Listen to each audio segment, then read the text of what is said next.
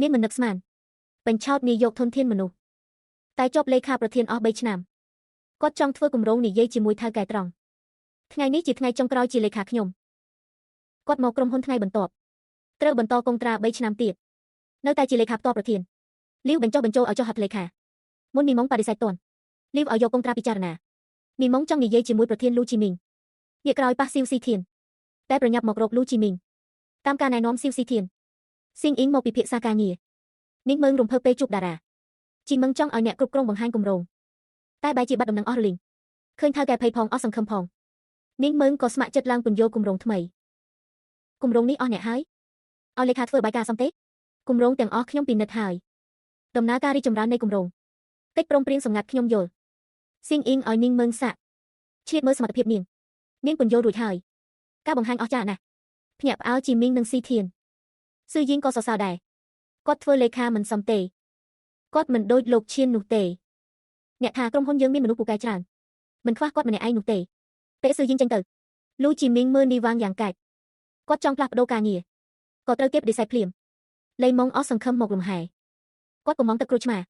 ចង់ចំណាយពេលមួយផ្លែតសម្រាប់ខ្លួនឯងទូរស័ព្ទលូជីមីងទូរស័ព្ទមកលេីម៉ុងធុញថប់ភ្លាមរុញទូរស័ព្ទទៅម្ខាងពិបាកចិត្តមួយសន្ទុះក៏លើកទូរស័ព្ទគេថាជីមីងស្រវឹងខ្លាំងឲ្យគាត់ទៅទទួលនីងម៉ុងមិនទាន់ឆ្លើយបដិសេធផងគេប្រញាប់បិទទូរស័ព្ទគ្មានជំរើសនីងម៉ុងក៏ត្រូវទៅបារទទួលលូជីមីងពេលនីងម៉ុងទៅដល់បារជីមីងស្រវឹងធ្លាក់ដីតិចដួលគាត់ធ្លាប់ឃើញទស្សនភាពបែបនេះយូរហើយគាត់ប្រើរូបរាងតូចច្រឡឹងជួយត្រកងលើកថៅកែមៀតធំទាំងលំបាកពួកគេទៅតែដើរជីមីងចង់ក្អួតលីម៉ុងខ្ទប់មាត់គាត់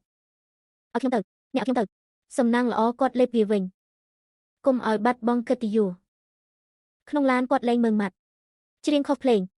ការទូចរបស់លីម៉ុងការសំអិតសំអាងមិនផ្លាស់ប្ដូរនាងអ្នកស្ដាប់ខ្ញុំអ្នកគ្រាន់តែធ្វើជាលេខាខ្ញុំដោយស្មោះត្រង់ទៅបានហើយកុំធ្វើរពាគ្មានគាត់មិនបានលីម៉ុងជន់កែខ្លាំងលូជីមីងស្រែកផ្អើលពេលជូនគាត់ដល់ផ្ទះនាងមើងកាត់ក្តីមួយម៉ៅតែនៅតែមើលថែលូជីមីងឲ្យងូតទឹកក្រោយគិតយូរនាងមើងនិយាយរឿងសុំផ្លាស់តួនាទីត្រូវបដិសេធដូចស្មានមែនធ្វើការឲ្យល្អបើមិនចង់ធ្វើក៏ត្រឡប់ទៅផ្ទះវិញទៅគាត់ក៏ខំទប់ទឹកភ្នែកហុចលិខិតលាឈប់ក៏ខ្ញុំលែងធ្វើហើយក៏ដើរទៅកន្លែងធ្វើការវិញរៀបចំអីវ៉ាន់សៀវយ៉ាងដឹងថាគាត់ចង់ឈប់ពិតមែនប្រញាប់ទៅលួងគាត់សម្រេចចិត្តលាឈប់ហើយគ្មាននរណាគាត់បានទេលូជីមីងខឹងណាស់គាត់ចេញទៅដោយខឹងស្រែកនាងម៉េងចេញទៅភ្លាម